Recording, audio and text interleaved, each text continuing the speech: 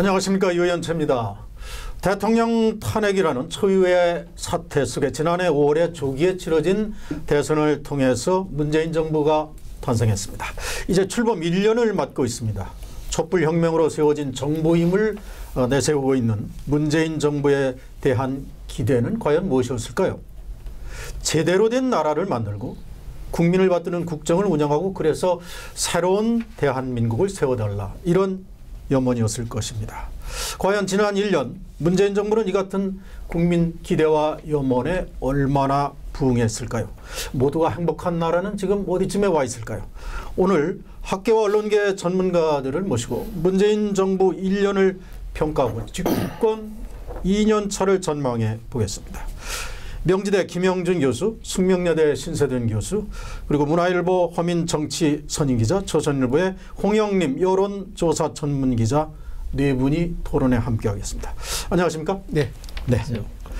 먼저 김영준 교수님, 네. 벌써 1년입니다. 빠르죠. 네. 뭐 개문발자 하듯이 인수위도 없이 출범해서 정말 빠르게 달려온 1년이라는 생각이 드는데, 지금 때마침 남북 정상회담이 끝나는 시점, 그리고 6월 지방선거를 앞둔 시점으로 봐도 상당한 의미가 있는 그런 기점에 와 있는 것 같은데, 교수님은 지난 1년 어떻게 평가하시겠습니까?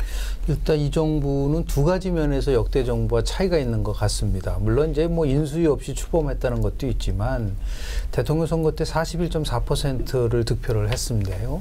실제로 지금 1년 동안 평균적으로 보면 약 한 70%의 국정운영 지지도를 유지하고 있다는 거는, 네. 문재인 대통령을 지지하지 않는 많은 사람도 지금 문재인 대통령을 지지하고 있다는 걸 간접적으로 함축하고 있는 부분들이 있고요. 여론조사가 뭐 옳으냐 그르냐를 넘어서서 실사상으로는 그렇습니다. 그 두 번째는 정부가 실질적으로 보면은 소득주도 성장론을 포함해서 다양한 경제 정책을 펼치고 있는데, 네. 성과는 그렇게 굉장히 나타나고 있지는 않는데도 불구하고 고공행진하고 있다는 거, 이것이 상당히 한편으로는 의아하면서도 왜 이런 현상들이 나오고 있을까에 대해서 우리가 한번 심층적으로 분석해 볼 필요는 있다고 봅니다. 네. 그리고 신세든 교수님께서는 경제 전문가이시면서 이 IFS 포스트를 통해서도 중국 역사 등을 통해서 국가 흥망사를 또 기재해 오셨는데, 자, 문재인 정부 분명히 국정 운영의 발자취를 보면 특별한 역사적 의미를 가지고 있다고 봐야 되겠죠. 그렇죠. 촛불혁명이라는 말 자체에 거부감을 가지는 분들이 있지만, 네. 그 당시의 분위기를 생각해 보면 혁명을 넘어서는 혁명이다. 대단한 국민의 어떤 그런 요구였다. 그런 차원에서는 정말 참신하게 이제 출범을 했는데요.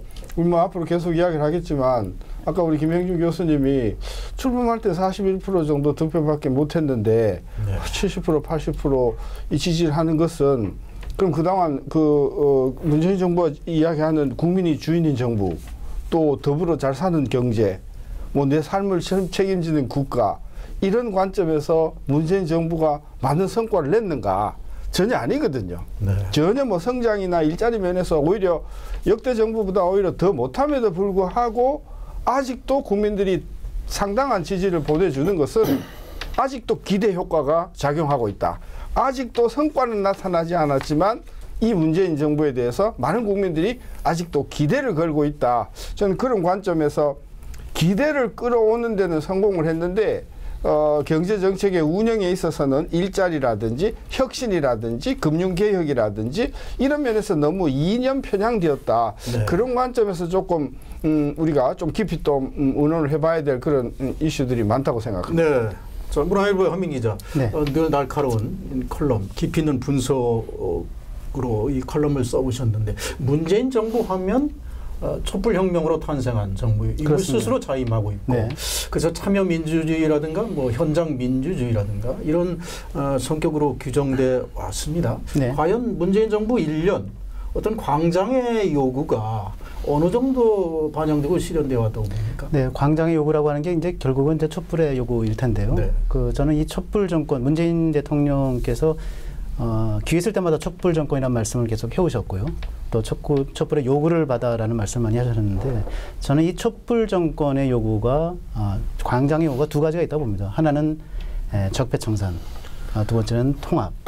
저는 적폐청산이라는 측면에서는 상당히 그 요구와 기대에 부응을 했다라는 평가를 할 수 있을 것 같고요. 예를 들어서 중앙지검의 지난해 말 올해 초까지만지도 쌓였던 이 소위 그 적폐 수사 관련 내용이 한 20여 가지가 됐던 거고요. 네. 그리고 두 전직 대통령들 어쨌든 수사를 해서 이제 구속 기소까지 시키는 상황이 이르지 않았습니까? 많은 이제 적폐 청산을 했다는 평가를 이제 받고 있고요. 그러나 두 번째 과제, 즉 광장의 이게 통합 요구에 대해서는 아직도 미진한 거 아닌가? 저는 그렇게 생각을 합니다. 네. 결국은 이 국민 통합은 좀 관심 밖의 영역이고 이게 높은 지지율에 의지해서 결국은 이제 소위 촛불 대 적폐라고 하는 구도로 이 정권을 운영한 결과가 이렇게 나온 거 아닌가? 네.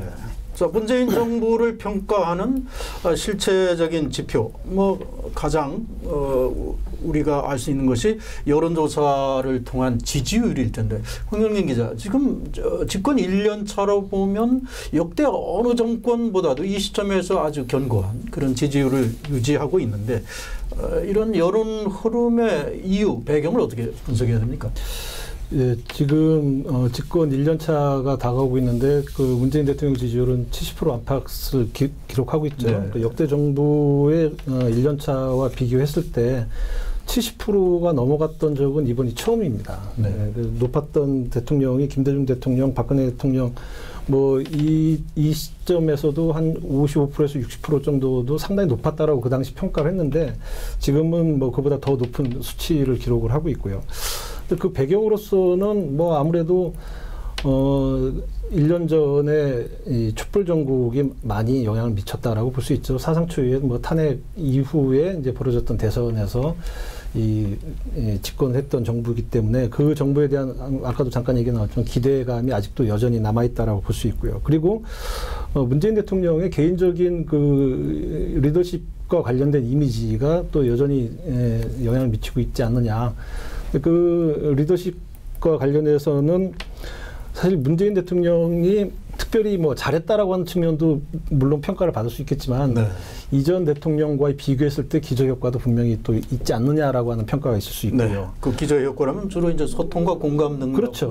많이 두고 있는 것 같습니다. 자, 이제부터 주제별 토론으로 본격적으로 들어가 보겠습니다. 김영진 교수님, 네. 문재인 정권 1년을 평가한다면 가장 성공적인 평가, 지금 여권에서는 직전에 끝난 남북 정상회담을 두고 있는 것 같습니다. 어떻게 봐야 됩니까? 남북 정상회담에 대한 부분들은 저는 추가적으로 나중에 평가를 해야 될 거라고 저는 봐요. 좀 유보적인 입장이시네요. 특히 완전한 비핵화란 말을 썼는데 제가 두 가지 이유 때문에 그렇습니다. 첫 번째는 뭐냐면 북한이 얘기하는 비핵화가 무슨 뜻인지 저는 정확하게 모르겠어요. 그러니까 다시 얘기해서 핵을 가지고 있으면서 핵을 사용하지 않는 게 비핵화인지 아니면은 그 완전한 비핵화라는 거는 한반도 전체 비핵화를 얘기를 지금 우리 그 공동선언문에도 들어가 있거든요. 네. 이거는 북한의 비핵화만이 아니라 지금 미군의 전략자산 문제를 포함해서 여러 가지 그 부분을 같이 포함을 하고 있기 때문에 이것이 아마도 다음 달에 있을 북미 정상회담 속에서 어떻게 실제로화될 건지를 한번 봐야 될 부분들이 있는 것이고요. 네.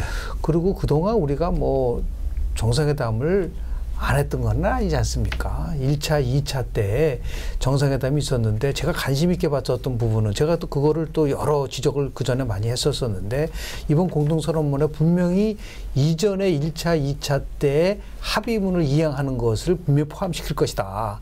그런데 이런 2000년도 6.15 남북 공동선언 속에서 남북 연합자에 대한 문제 그리고 2007년도에 10월 4일에 있었던 그 내용 속에서 소해평화협력지대 이 두 가지가 보수 계층에서 아주 극렬한 반대를 가지고 왔었어요. 네. 그러니까 자유주체적을 부정하는 것이고 NLL을 포기하는 것이다. 근데 이게 그대로 들어가 있기 때문에 결국은 성공 여부를 저는 가늠하는 가장 중요한 잣대는 남남 갈등을 최소화시키면서 국민적 합의를 이끌어가는 그 과정이 없는 상태에서 보수를 고립화시키고 보수를 괴멸시키면서 진영의 논리에 따라서 목표가 오르니까 방법은 좀 서투르도 따라와라.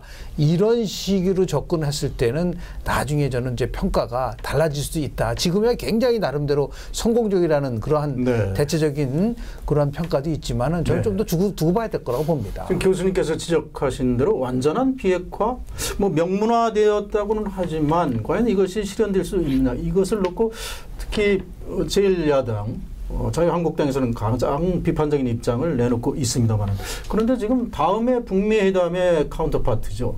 트럼프 대통령은 상당히 지금 환영하고 네. 이렇게 기대하는 그런 시선을 내보이고 있습니다. 지금 어떤 기대를 가질 수 있습니까? 지금 김영진 교수께서 말씀하신 거에 저는 상당히 동의를 하는데요. 네. 일단은 그걸 조금만 더 말씀을 드리면, 원래는 이 정부 3대 의제가 비핵화라고 하는 게 핵심 의제였고요. 그죠? 그 다음에 이제 평화체제라고 하는 게 있었고, 그 다음에 남북관계 진전, 이 세 가지가 있었습니다. 네. 그런데 이번은 이제 판문점 선언에 나온 걸 보면은 이 비핵화라고 하는 게 평화체제, 제일 마지막 세 번째 단락인 평화체제의 하위 기점으로 들어가 있어요. 가장 마지막 부분. 예, 원래는 비핵화의 결과로 또는 그 보상 또는 그 대가 또는 뭐 상응 조치로 평화체제라든가 아니면은 여러 가지 경제적 혜택이라든가 그다음에 휴전 협정을 평화 협정으로 돌리는 문제라든가 이런 것들을 다 논의해야 되는 건데, 그런 것들이 다 독립적인 지위를 얻고 비핵화가 그 평화체제 구축이라는 거에 하위 체계로 들어가 있다라고 하는데 상당히 저는 문제가 있다는 생각이. 그리고 뭐 기본적으로는 이게 워낙 비주얼이 강조된 이 회담이다 보니까 사실은 네. 비주얼이 내용과 실질을 압도했다는 측면이 있습니다. 지금 트럼프 대통령 말씀을 좀 하셨는데, 트럼프 대통령으로서는 가장 걱정되는 게 뭐겠습니까? 미국, 그렇죠. 중간선거, 1차적으로는 국내적으로는 중간선거겠고요. 그 다음에 북핵의 위협에서는 미 본토를 북핵의 위협으로부터 어떻게 지켜낼 수 있는가 가장 중요한 문제라고 생각할 겁니다. 이 둘을 결합시키는 것이 뭔가. 결국은 김정은 위원장으로부터 소위 ICBM, 대륙간 탄도미사일의 포기를 얻어내고, 즉 미 본토를 지켜내고, 그걸 토대로 해서 올 연말에 중간선거에서 이기는 그런 그림을 그리고 있는 거 아닌가라는 우려를 저는 하게 됩니다. 네. 그래서 그런 쪽으로 혹시 딜이 일어나지 않을까라는 걱정을 하고 있습니다. 지금 허민 기자가 지적한 대로 지금 정작 이번 회담의 성패를 좌우할 것으로 보였던 이 비핵화 문제가 상당히 아랫부분에 위치한 반면에, 그런데 남북 간의 교류라든가 경제협력 부분은 지난 1, 2차 정상회담에서 확인된 내용을 또 한 번 이렇게 재확인하는 그래서 상당한 비중과 순위를 가지고 있는 이런 분야였습니다. 지금 남북 경협에 벌써부터 큰 변화가 올 것이다. 뭐 개성공단이 다시 열릴 것이다. 이런 얘기가 나오고 뭐 접경지역이라든가 금융시장이 벌써 움직이고 있습니다. 어떨까요? 지금 이 남북 정상회담이 어떤 한반도의 경제 환경, 경제 지도를 지금 바꿀 만한 그런 요소가 되겠습니까? 일단 뭐 개성공단 정도가 재가동되거나 조금 확대된다고 해서 한국 경제가 무슨 뭐 대박을 터뜨리는 것은 아니다. 네. 이미 개성공단에서 우리가 경험한 바니까 그보다 더 큰 어떤 경제 협력, 예를 들면 뭐 고속도로를 짓거나 철도를 놓거나 어떤 대대적인 어떤 투자를 하는 것은, 이것은 중국이나 미국의 어떤 동의 없이는 불가능하다. 그리고 미국에 있어서는 기본적으로 비핵화가 담보되지 않으면 CBID가 보장되지 않으면 모든 것이 불가능한 상황이다. 저는 그래서 너무 앞서가는 것 같고요. 네. 지금 파주 일대 땅값이 오른다 그런 것은, 제가 만약에 정책 당국이라 하면 투기가 일어나면 이건 엄단하겠다. 저는 사전에 어떤 경고를 해줘야 되는데, 네. 마치 그냥 아까 비주얼 이야기 하셨는데, 비주얼에 따라서 우리가 다 춤을 추면서 부작용이 먼저 나타날 가능성이 있다. 저는 그래서 경제협력이라 하는 것이, 남북경협이라 하는 것이 첫째 흥분되어서도 안 되고 점진적으로 가야 하는 것이고, 주변 국가가 다 동의하고 보장하는 관계에서 나가야 된다. 그런 면에서는 남북 경협에 대해서 너무 지금 앞서가는 그런 기대가 조금 걱정스럽다. 저는 네. 그런 생각입니다. 자, 중요한 남북 정상회담의 결과가 발표된 이 시점에서 국회의 역할이 중요해졌습니다.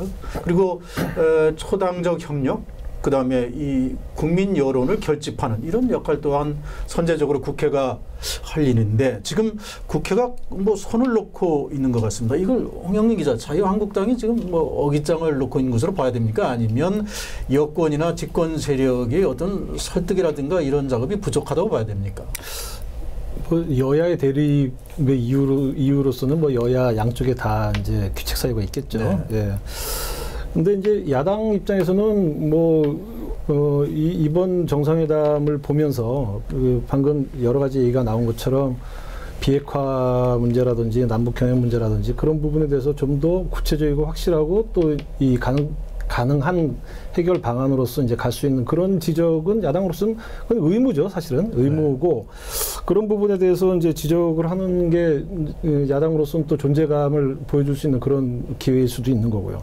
그리고 지금 문제가 되는 부분은 이제 그 판문점 선언에 대해서 국회 동의를 받느냐, 뭐 그 과정이 또 어떻게 진행되느냐 이 부분에 대해서 지금 얘기가 많은데 이 부분에 대해서는 글쎄 제가 볼 때는 지금 판문점 선언이 뭐 누구나 다 아시다시피 이게 지금 완결판이 아니지 않습니까? 네. 완결판이 아니고 그 정부 스스로도 북미 정상회담에 디딤돌을 놨다라고 얘기를 하는데 디딤돌을 국회에서 인준해 달라라고 얘기하는 건 약간 좀 그 야당 입장에서는 동의하기가 좀 어려운 측면이 있을 것 같고요. 네.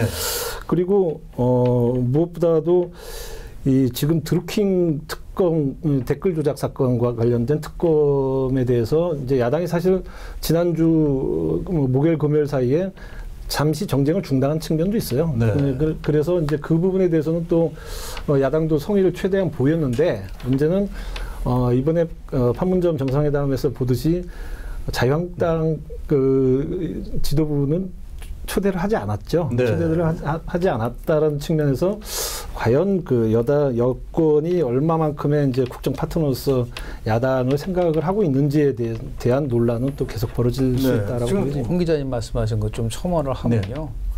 저는 양쪽에다 전부 다 좀 주문을 하고 싶은데요. 북한에다는 햇볕을 쐬면서 왜 야당한테는 햇볕을 안 쐬죠? 그러니까 다시 얘기해서 더 강한 햇볕을 써야 된다. 그러니까 국회 비준을 받으려고 하면은 야당의 동의가 있어야 되는 부분들이 있지 않습니까? 네. 그러면서 봤을 때 트럼프 대통령과 통화하면서 왜 홍준표 대표랑은 통화를 못하죠? 그리고 김정은과 대화하면서 왜 대화를 못하죠? 저는 야당과는 대화가 이런 부분들이 아직 그런 거를 보여줘야 된다는 거죠. 그래야지 아까 제가 말씀드린 것처럼 이거는 뭐 보수는 결국은 뭐 괴멸되기 때문에 보수 특히 안보 반공 보수를 지키고 가겠다라고 했을 때는 맞지를 않아요. 네. 더 나아가서 이제 홍준표 대표는 이거는 뭐 평화 위장 쇼라고 얘기를 했고 이런 그 글을 올렸어요. 여러분 잘 아시죠? 1938년도 미넨 협정. 그러니까 시틀러가 체인벌린 영국 수상한테 평화 협정으로 하지만 결국은 그것이 2차 세계 대전으로 이어지면서 자기는 체인벌린보다는 처칠의 길을 가겠다 얘기를 했지 않습니까? 네.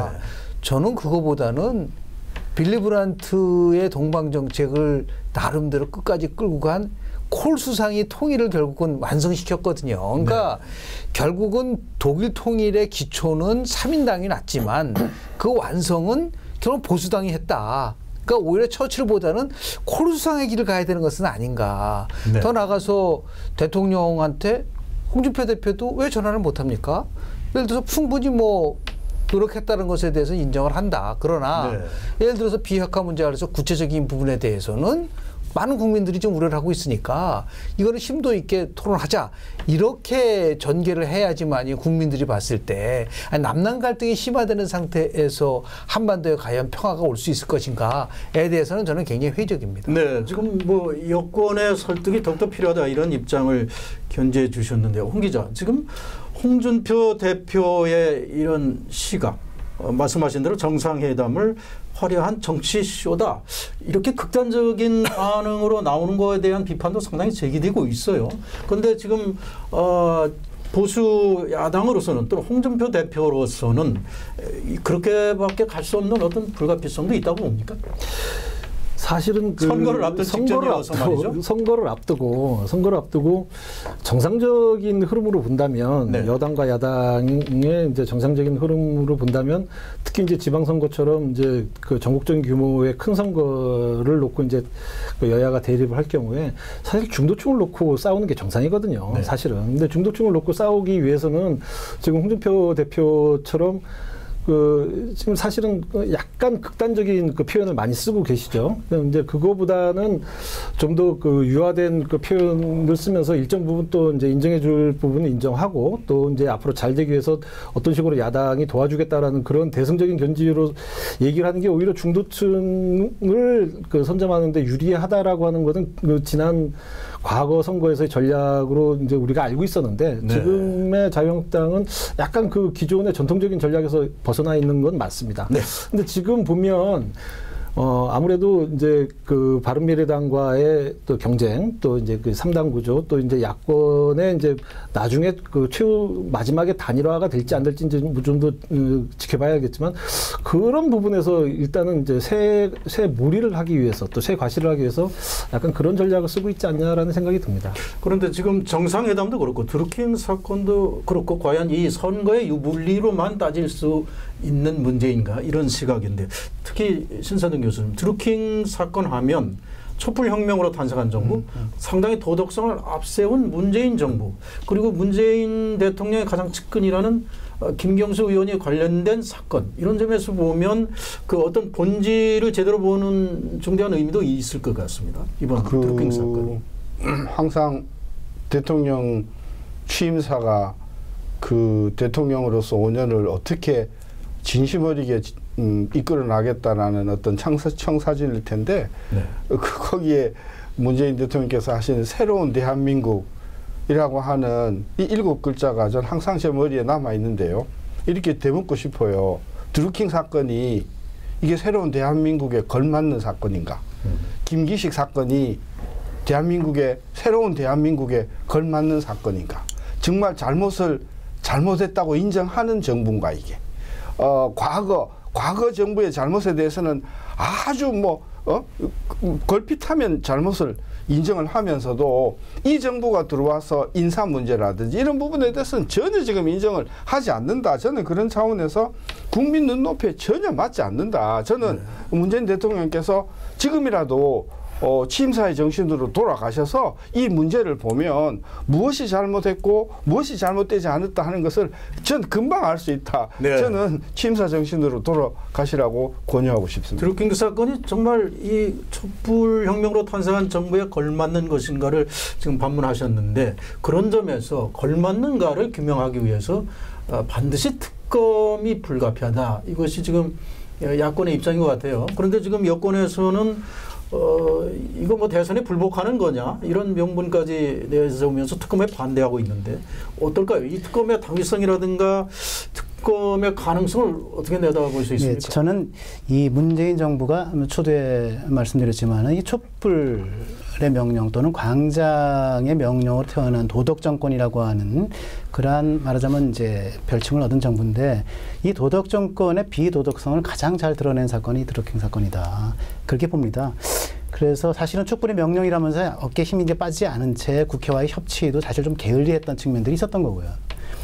저는 이 사건을 쭉 보면서 다른 건 몰라도 문재인 대통령의 복심이라고 할 수 있는 이제 김경수 의원, 시그널이라고 하는 또 다른 메신저 프로그램으로 해서 비밀 메신저를 주고받고 또 드루킹 본인과 5번 이상 최소한 만남도 가졌고 심지어는 대통령 여사의 녹음 테이프도 등장을 했고요. 여러 가지 정황을 봤을 때 이것이 과연 드루킹의 정상적인 조직이냐 아니면 사조직이냐 이런 논란도 있지 않았습니까? 네. 저는 이 드루킹 사건이 댓글 의혹 조작 의혹 사건이 소위 그 특검으로 가는 명분은 충분히 있다. 당위성 충분히 있다. 그럼 가능성은 어떤 것이냐? 저는 우리나라 특검 도입 역사를 쭉 보면요. 야당이 강력하게 요구를 해서 그것이 들어주지 않았던 적은 거의 없었던 걸로 기억을 합니다. 그래서 저는 이 수사당국 또는 특검 당국이 밝혀야 될 것이 3가지라고 보는데요.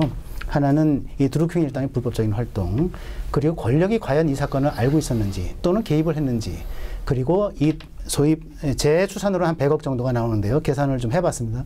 그런데 이 막대한 돈을 8년 동안 이 막대한 돈을 지출하면서 운영할 수 있도록 한 자금의 출처, 돈의 출처 이 3가지가 핵심적인 사안이고요. 특히 돈의 출처를 밝혀내면은 저는 권력의 배후가 있는지 함께 밝혀질 수 있다 이렇게 생각합니다. 네, 특검 전 야권이 거의 발의에 동의한다 하더라도 역시 3분의 2가 찬성하지 않으면 될 수 없는 국회 선진화법에 또 걸려 있는 상황이라서 정말 이 특검 문제 청와대의 과연 의견과 결단이 어디에 와 있느냐가 상당히 중요해 보입니다. 저는 이제 지금 우리 허 기자님 말씀하신 거에 동의를 하면서도 네. 정말 이 정부가 남북 정상회담을 성공으로 이끌고 그리고 한반도 평화를 만들려고 한다면 문재인 대통령이 2가지의 결단을 내려야 된다고 봅니다. 첫 번째 결단은 이 남북 정상회담 카드를 가지고 드루킹 댓글 조작 사건을 덮으려고 한다는 유혹에서 벗어나야 된다. 그러니까 다시 얘기해서 그렇게 되면은 오히려 남북 정상회담이라는 것이 결국 자기가 생각하는 만큼 갈 수가 없습니다. 지금 한국갤럽이 지난주 금요일 날 조사한 내용인데요.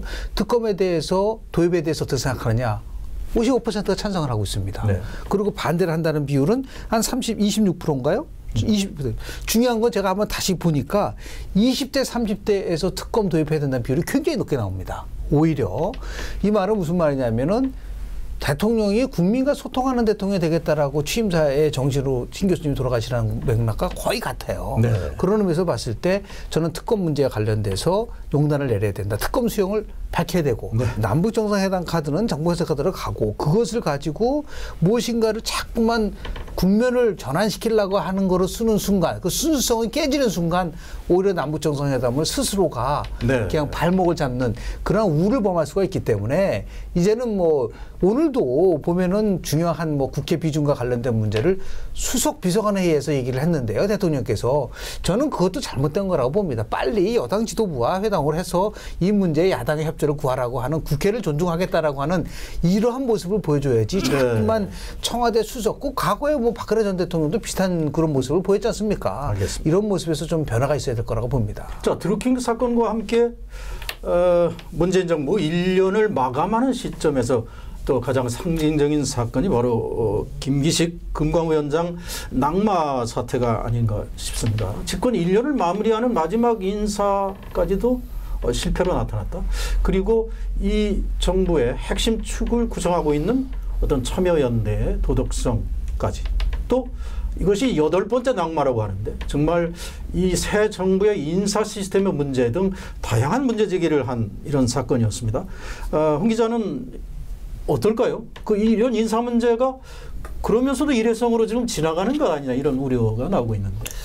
이 인사 문제는 뭐 현 정부뿐만 아니라 그 과거에 모든 정부에서 다 이제 문제가 많았죠. 뭐 네. 뉴스도 많았고 문제도 많았는데 그럴 때마다 어떤 시스템의 제도적인 개혁 그리고 뭐 예를 들어서 김기식 그 전 금감원장 같은 경우는 뭐 청문회를 거치지 않은 그런 그 자리였지만은 청문회 제도의 개혁 뭐 이런 거에 대해서 여야가 사실 수도 없이 많은 얘기를 나눴지만 뭐 하나도 제대로 이제 제도적인 개혁이 이루어진 적은 없었습니다. 근데 그때마다 지금의 여당, 과거의 야당이 상당히 서운한 감정을 많이 표출을 했었고 또 지금의 야당은 여당일 때 별로 들은 척을 안 했단 말이죠. 네. 근데 그러면 이게 이 정도로 문제가 되고 있다. 계속 또 똑같은 문제가 반복된다라고 한다면 이제는 좀 제도적으로 이제 시스템을 바꿀 때가 이제 되긴 됐다. 근데 이런 문제에 대해서는 지금 그 우리나라 국회가 여야가 앞으로도 또 바뀔 수 있다라는 걸 생각을 하면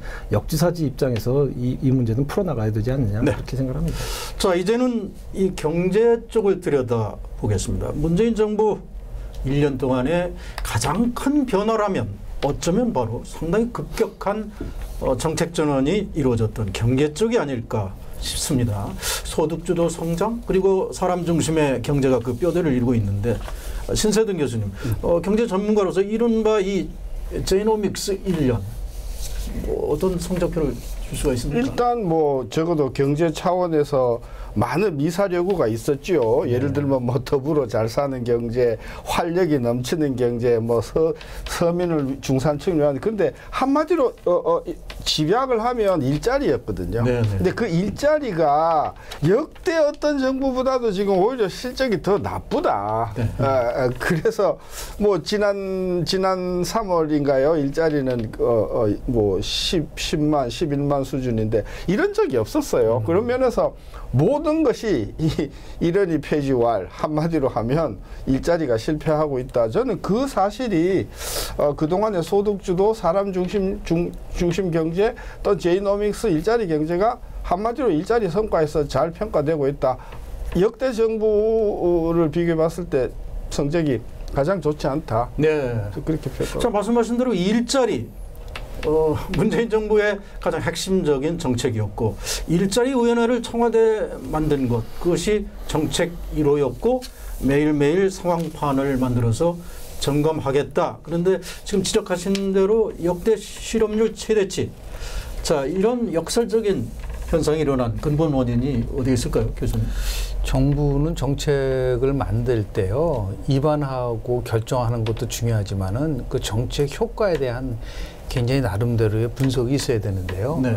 정부는 실제로 뭐 소득주도 성장을 해서 소비가 늘어나서 경제가 활성화되면은 일자리가 는다. 이런 구조를 갖고 있거든요. 그러니까 네.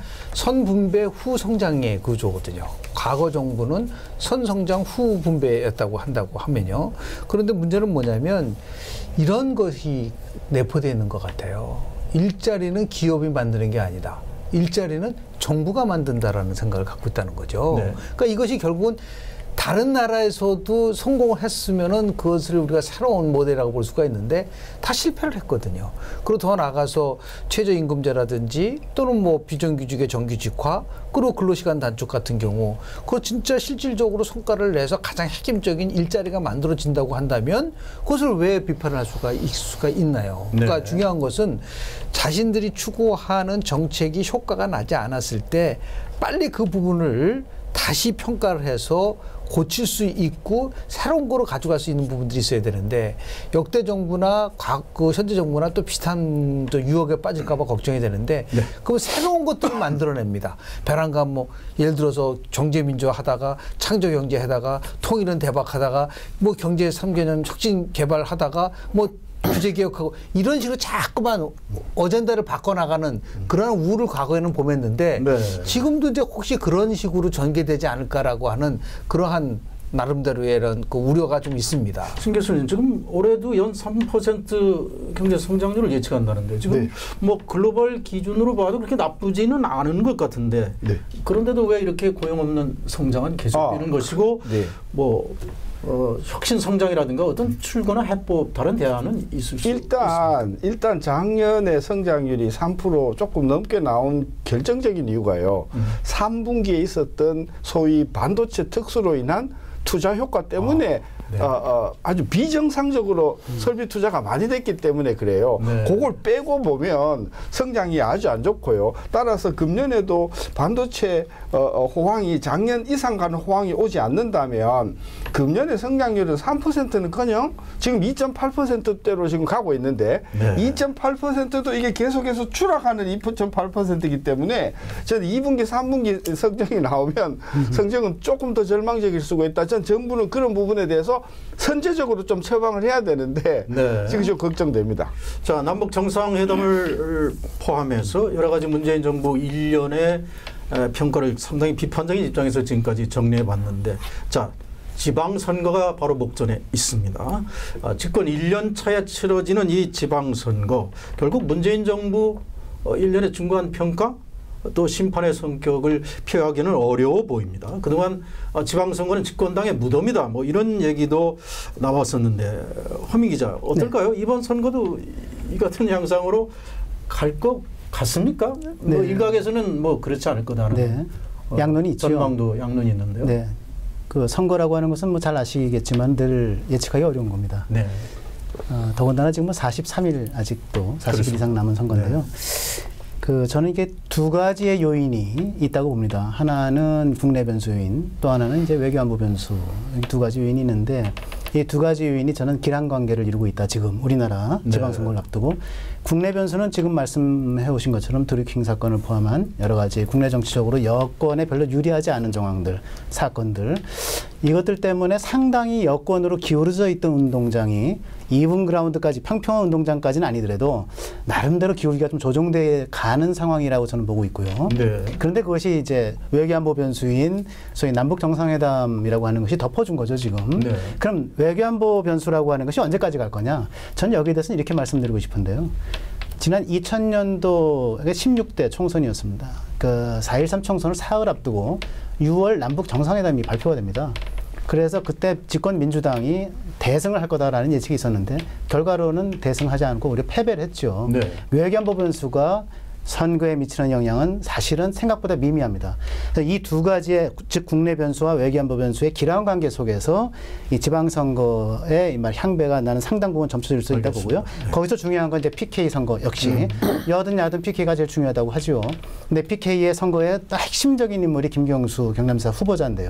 이 김경수 후보가 바로 이 드루킹 사건과 연관이 되어 있기 때문에 이것이 얼마나 파헤쳐지고 이것이 드러나는가에 따라서 지방선거, PK 선거에 영향을 미치고 그것이 전국 선거에 영향을 미칠 가능성이 있다. 네, 뭐 당초에 여권의 압도적인 우세가 점쳐지던 이 운동장에 상당한 변화가 있다 이렇게 허민 기자는 내다보고 있는데 홍 기자, 여론조사 전문 기자의 입장에서 어떤 유의미한 여론의 어떤 흐름 같은 거, 변화 같은 것이 감지되고 있습니까? 아직까지는 뭐 여론조사상에서 그렇게 큰 변화나 뭐 이제 어떤 그것이 이제 보여지진 않는데, 네. 이제 역대 선거를 보면 재밌는 게 2010년 이후에 그 두 번의 총선과 두 번의 지방선거가 있었어요. 또 대선도 두 번 있었는데, 근데 대선은 여론조사대로 이제 승패가 갈렸습니다. 근데 두 번의 지방선거와 두 번의 총선은 그 직전 정당 지지율에서 앞섰던 정당이 다 졌어요. 네. 그러니까 그 정도로 지방선거하고 총선은 사실은 그 사전에 실시된 여론조사와는 좀 흐름이 다른, 그 뚜껑을 열어보면 다른 흐름이 보이는 경우가 굉장히 많았다라고 하는 거를 이제 말씀드릴 수 있는데, 네. 이제 그래서 결국은 이제 뭐 선거는 끝나봐야 이 선거를 관통했던 시대 정신이 뭐였구나라고 하는 거는 사실 결과론적으로 우리가 알 수 있는 거지, 네. 사전적으로는 굉장히 알기 어렵다라고 하는 얘기가 있는데, 그 대표적으로 2010년 지방선거 같은 경우에 여론조사가 많이 틀렸는데 그 직전에 갤럽 조사 결과를 보면은 당시 여당인 한나라당 지지율이 44%였고요. 그 야당인 민주당 지지율이 24%였어요. 근데 선거 결과는 한나라당은 6군데를 그 광역단체에서 이제 승리를 했고, 나머지 10군데는 7군데 민주당하고 또 이제 그 야권 성향 무소속들이 승리를 했습니다. 네. 그래서 그 정도로 이 여론조사와 지방선거 또 여론조사 총선은 흐름이 좀 그 뚜껑을 열어보면 달라질 수 있다는 전례가 많이 있습니다. 평소 저는 뭐 선거는 과학이라고 얘기를 많이 했는데요. 예측을 해보면 이번에는 여당이 굉장히 유리한 선거가 될 것이다. 어떤 경우라도. 그 이유는 두 가지인데요. 가장 중요한 것은 새 정부 출범하고 나서 언제 선거가 치렀느냐가 핵심인 거예요. 네. 6번의 지방선거가 있었었는데요. 지금 뭐 여당인 지방선거의 무덤이라고 얘기를 했는데, 생각을 해보십시오. 2014년도 지방선거, 세월호 속에서도 여당이 지지 않았어요. 그 말은 뭐냐면 아직까지 국민들이 집권한 지 한 1년 정도에서는 기대감이 훨씬 높기 때문에, 네. 결국은 이 정부도 뭐 1년 정도 지나고 나서 조금 전에 이 기대감이 워낙 굉장히 크기 때문에 저는 여당이 굉장히 유리할 수밖에 없다는 부분들이 있고요. 두 번째는 뭐냐면 선거에서는 구도가 50%고 그리고 인물이 30%, 이슈가 20%입니다. 네. 구도에서 지금 보수가 분열됐는데 이 상황에서 이기기를 바란다? 굉장히 저는 어려울 거라고 봅니다. 물론 프레임의 대결 측면에서는 어떻습니까? 그러니까 예를 들어 후보 단일화는 프레임이 만들어지지 않으면 그거는 뭐 선거는 해보나 마나다. 그러니까 예를 들어서 서울시장 선거에서 김문수 후보가 계속해서 나온다고 한다면, 네.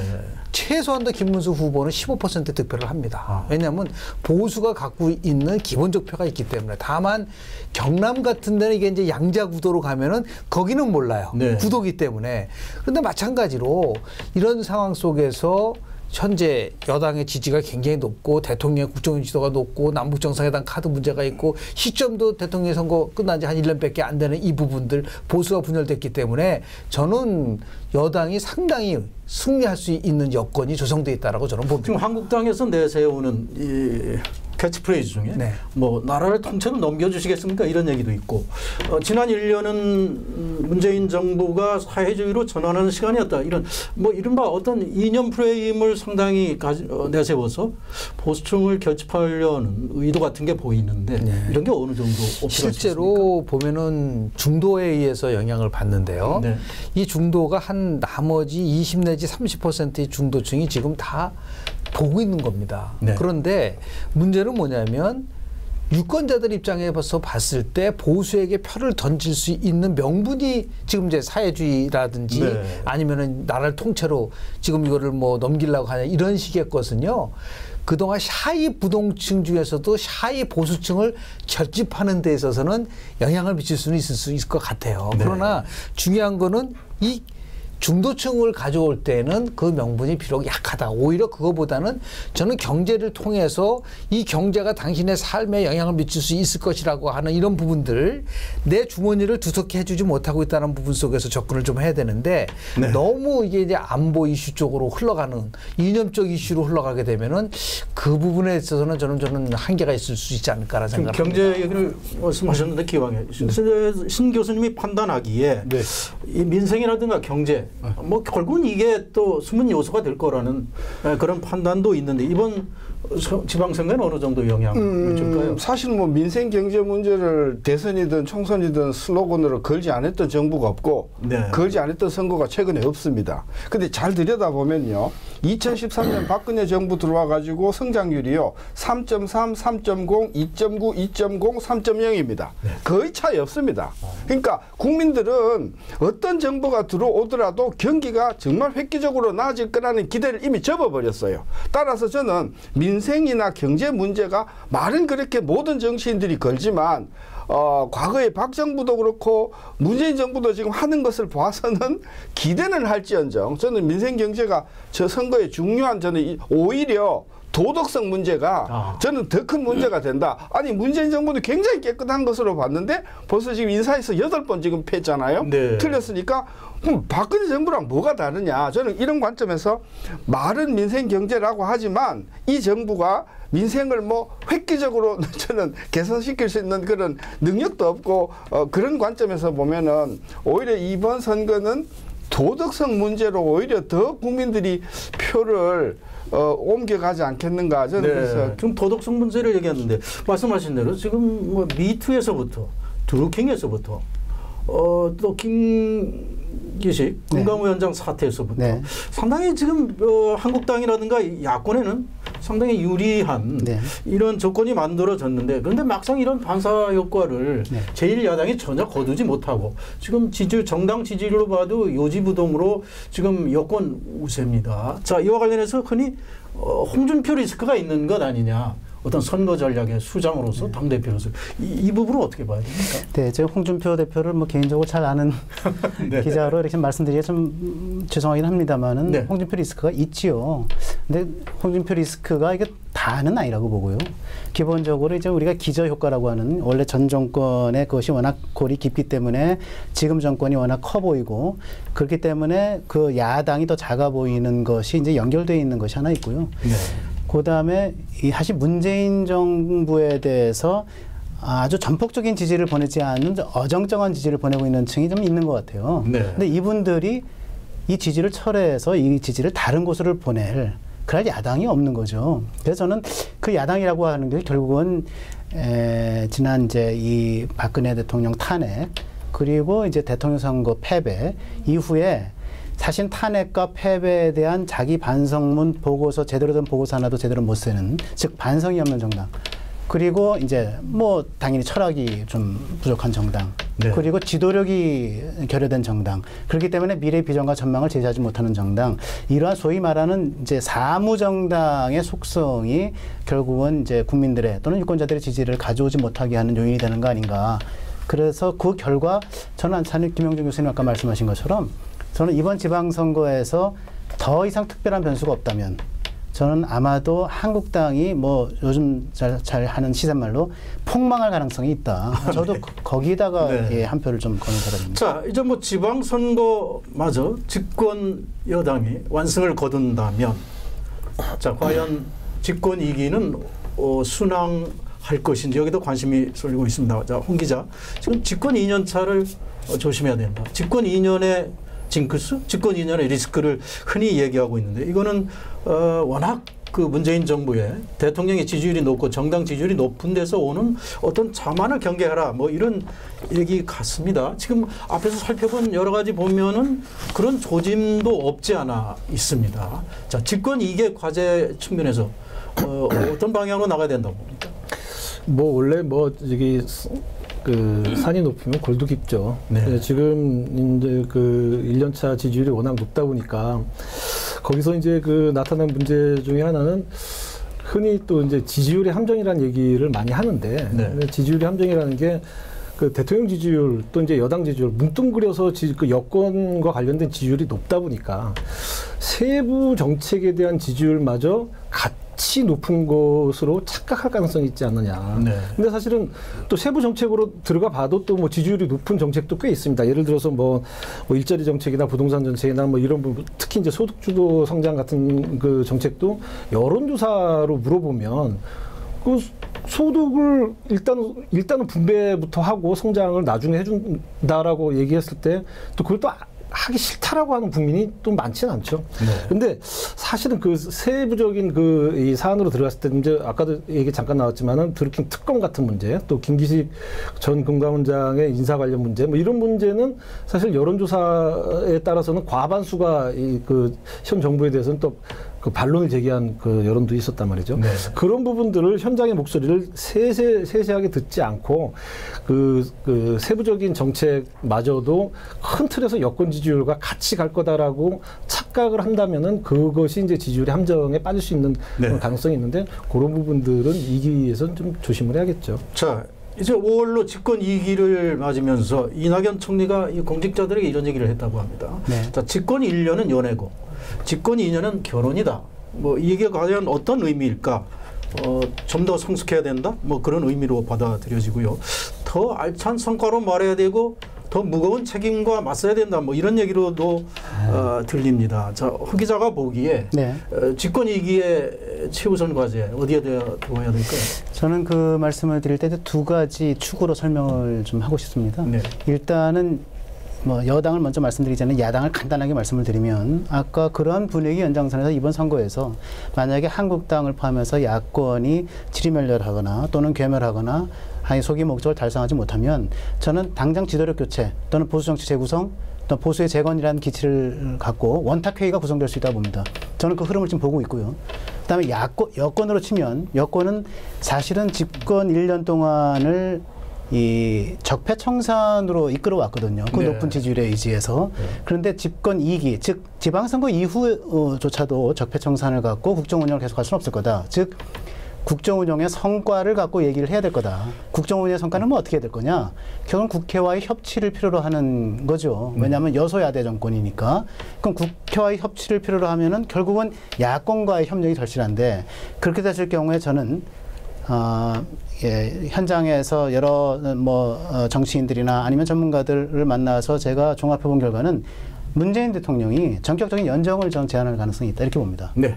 그래서 그 연정의 틀 하나는 야권 보수 지도력의 재구성의 틀 이 두 개의 축으로 움직이는 집권 2기의 그림이 되어지지 않을까 그렇게 예상을 좀 해봅니다. 그 남북 정상회담의 여파로 문재인 대통령은 어느 때보다도 제2기를 상당한 자신감으로 시작하지 않을까 이런 생각이 들고요. 자, 이제 문재인 대통령 그야말로 어떤 동북아의 운전자 역할 그리고 글로벌 리더로서의 어떤 외교력, 리더십을 키우고 있다 이런 평가를 받고 있는데 자, 이 집권 2개 이른바 한반도의 평화와 번영 그리고 그것이 어떤 대한민국의 행복으로 이어질 수 있는 그런 역할을 또 기대하는 것 같습니다. 그런 차원에서는 어떤 예상을 할 수 있을까요? 단임 5년 대통령제를 집중적으로 분석을 해보면 네. 저는 1년 반이 최고 맥시멈 허니문 피리어드라고 봅니다. 네. 그러니까 집권 2기 중반으로 가면은요, 결국은 빠질 수밖에 없다. 두 가지 이유 때문에 그러는데요. 첫 번째는 그 기대가 1년 반 정도까지 기다렸는데도 성과가 나오지 않을 경우는 아주 빠르게 그 이발하는 그런 현상을 보여요. 네. 대한민국 국민들은 열광과 환멸의 주기가 지극히 짧다. 이것이 이제 발견된 부분들이 있는데요. 그것이 네. 한 1년 6개월 정도라고 보고요. 두 번째는 역대 정부를 포함해서 다 못했던 부분은 뭐냐면 이 정부도 마찬가지입니다. 약속은 다 해놓고 나서 책임 총리, 책임 장관, 장관이 보이지 않고 총리가 보이지 않는다. 모든 것을 전부 다 청와대가 중심이 돼가지고 움직인단 말이에요. 이것이 결국은 오만과 독선으로 가면서 집권당은 무기력해지고 집권당은 청와대 여의도 축장소로 전락을 하면서 극한적 대립으로 갈 수밖에 없는 이 부분들. 네. 저는 그래서 연적으로 하려고 한다라는 그런 부분들에 대해서도 실은 그것이 이루어지기 위해서는 집권당의 독립성을 보장해줘야 되는데 네. 그 유혹에서 결국은 못 벗어나는 거예요. 그러니까 지금 높은 지지를 받고 있고 또 하나 저건 이제 제가 좀 우려스러운 부분은 뭐냐면 과연 이제 북미 정상회담이 어떤 결과가 나올지는 모르겠으나 지금 많은 부분 속에서 우리가 굉장히 북한을 도와줘서 평화체제를 만들어야 된다고 얘기를 하고 있지만 그 비용이 정말 만만치 않습니다. 굉장히 많은 비용이 들 수밖에 없는데요. 이 젊은 세대들이 과거의 젊은 세대랑 완전히 다르다. 그러니까 네. 굉장히 실리적으로 가기 때문에 우리도 힘든데 왜 북한을 지원해야 되느냐라는 부분들 그런 것들이 남북 경협을 둘러싸고 엄청난 난난 갈등을 해결하지 못한다고 한다면 이 정부는 지난 참여정부 때나 김대중 정부 때랑 비슷하다. 처음에 1차 남북정상회담이 끝났을 때요. 김대중 대통령의 국정운영 지지도가 12%포인트 올라갔습니다. 네. 그런데 실제로 딱 6개월 지나고 나서는 무려 그 지지율이 이전보다도 떨어지는 현상이 나왔단 말이에요. 그러니까 이것을 어떻게 관리할 것이냐에 대한 숙제를 안고 있다고 저는 봅니다. 네. 자, 오늘 네 분 전문가의 말씀을 들으면서 또 이제 오늘 토론을 마무리하면서 문재인 정부 집권 2기 네, 정부 스스로가 더욱더 성찰하고 국민들이 원하는 새로운 변화로 나가야 되지 않는가 이런 생각을 해봅니다. 자, 신사준 교수님께서 오늘 토론을 마무리하면서 집권 2기의 방향점에 대해서 조언을 주신다면. 네, 일단 경제를 너무 쉽게 생각하는 것 같아요. 네. 그냥 몇 마디 말만 하면 경제가 잘 굴러갈 것 같은데 지금 나온 조치는 오히려 거꾸로 가는 그런 부분이 많다. 네. 따라서 첫째, 현장을 모르고서 정책을 내놓지 마라. 그리고 중소기업이 한국 경제의 중심에 서야 된다. 중소기업의 경쟁력을 갖기 위해서는 근본적이고 장기적인 혁신 정책이 계속 나와야 되는데 네. 이 부분이 지금 전혀 존재하고 있지 않다. 저는 그래서 이 부분을 좀 중소기업의 경쟁력을 살리는 근본적이고 장기적인 혁신 정책을 정부가 서둘러 내놔라. 저는 그것이 문재인 정부가 대북 정책, 외교 정책에서도 성공하는 필수 요건이 될 것이다. 저는 그렇게 봅니다. 네, 오늘 네 분과 이 토론을 이어가면서 아주 의미 있는 시간을 가졌다고 생각이 되고요. 문재인 정부로서도 상당히 경청할 부분이 있다는 생각을 했습니다. 오늘 순서 여기서 마치겠습니다. 고맙습니다.